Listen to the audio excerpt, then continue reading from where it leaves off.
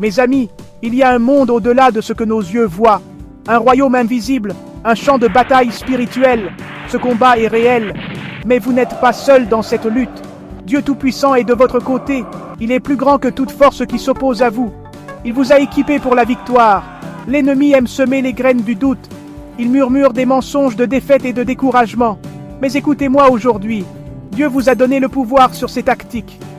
Sa vérité brise chaque mensonge. Vous êtes plus fort que vous ne le pensez. Par Jésus-Christ, la victoire est assurée. Vous ne combattez pas la victoire, vous combattez la victoire.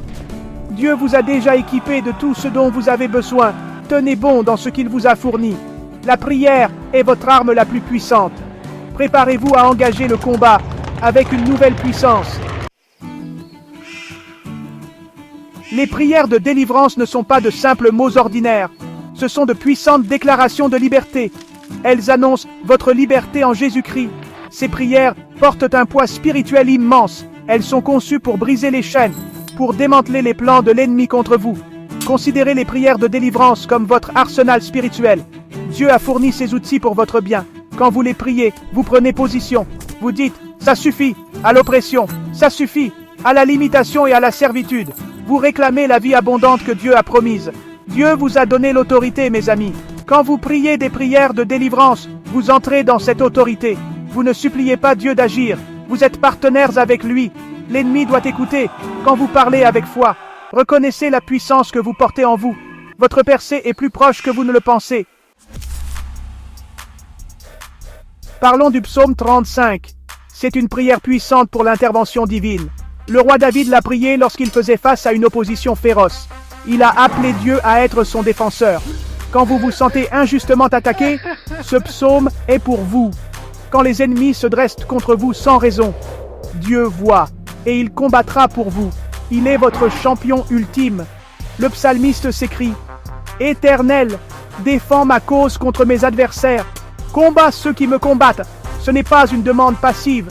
C'est une activation de la puissance guerrière de Dieu en votre faveur.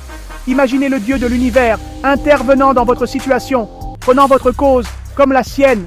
Aucun ennemi ne peut lui résister. Il combattra ceux qui vous combattent.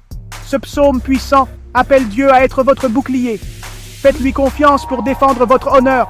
Regardez Dieu déplacer des montagnes pour vous. Section 4. Psaume 91. Vivre sous le bouclier incassable de la protection de Dieu. Maintenant, tournons-nous vers l'incroyable psaume 91. On l'appelle souvent le psaume ultime de la protection divine. C'est une déclaration de la couverture de Dieu sur votre vie. C'est comme une forteresse de foi, invisible et impénétrable. Ce psaume est une promesse de sûreté et de sécurité. Pour vous, pour votre famille, pour tout ce qui vous concerne. Dieu veut que vous viviez sans crainte. Il veut que vous demeuriez dans son lieu secret.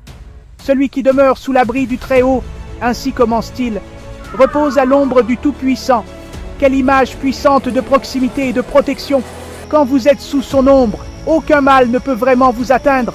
Les flèches de l'ennemi ne peuvent pénétrer cette couverture divine. C'est un lieu de sécurité surnaturelle. Les promesses du psaume 91 sont stupéfiantes. Croyez à ces promesses. Proclamez-les sur votre vie. Vivez avec confiance sous la protection puissante et incassable de Dieu. Section 5, psaume 27. Marchez dans la lumière de Dieu, libre de toute peur. Le psaume 27 est une autre arme puissante dans votre arsenal spirituel. C'est un phare d'espoir, une déclaration de foi inébranlable. Surtout quand les ténèbres tentent de s'infiltrer, quand la peur tente de paralyser votre cœur. Ce psaume fait briller intensément la lumière de Dieu. Il vous rappelle qui est Dieu. Et à cause de qui il est, vous n'avez rien à craindre. Il est votre force et votre salut. David déclare hardiment « L'Éternel est ma lumière et mon salut. De qui aurais-je crainte ?» Quand Dieu est votre lumière, les ténèbres ne peuvent vous vaincre. Quand il est votre salut, aucun ennemi ne peut vous terrasser. Quand il est votre force, aucun défi n'est trop grand. C'est la mentalité d'un vainqueur. C'est ainsi que Dieu veut que vous pensiez. Ce psaume est un puissant antidote à la peur. Marchez dans sa lumière aujourd'hui et chaque jour. Vous affirmez que sa présence est votre réalité ultime. Section 6. Libérez votre foi ardente. Activez votre autorité spirituelle. Mes amis, la foi est la clé qui déverrouille les ressources du ciel. C'est la monnaie du royaume de Dieu. Ce n'est pas une croyance passive, mais une force active et ardente. La foi ardente est passionnée, déterminée et inébranlable. C'est le genre de foi qui déplace les montagnes, le genre de foi qui s'attend à des miracles. Dieu répond à ce genre de foi. Il est temps d'allumer ce feu en vous. Vous avez reçu l'autorité spirituelle par Jésus-Christ. Ce n'est pas quelque chose que vous devez mériter. Cela vous a été donné gratuitement quand vous avez cru. Vous êtes assis avec Christ dans les lieux célestes. Cela signifie que vous opérez depuis une position de puissance. Il est temps de comprendre qui vous êtes en lui. Utilisez l'autorité que Dieu vous a donnée. Ne vous contentez pas de prier au sujet de vos montagnes. Parlez-leur. Vos paroles remplies de foi créeront votre avenir. Section 7. Embrassez votre victoire. Un appel à la prière et à une vie triomphante. Dieu ne vous a pas destiné à la défaite, mon ami.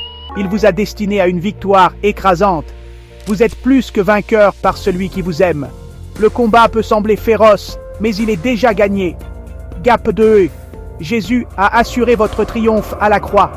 Il est temps de marcher dans cette victoire chaque jour. Arrêtez de vous voir comme désavantagé ou faible. Voyez-vous comme Dieu vous voit, fort, capable et victorieux. Incorporez ces psaumes puissants, psaume 35, psaume 91 et psaume 27, dans votre vie quotidienne. Ne vous contentez pas de les lire, priez-les, déclarez-les, vivez-les. Faites-en une partie non négociable de votre routine spirituelle. Laissez-les devenir la bande sonore de votre victoire. Ce ne sont pas seulement d'anciens poèmes, ce sont des paroles vivantes, remplies de la puissance de Dieu pour transformer vos circonstances. Engagez-vous dans cette discipline spirituelle. Attendez-vous à le voir agir puissamment en votre faveur. Allez de l'avant et vivez comme le champion qu'il vous a créé pour être.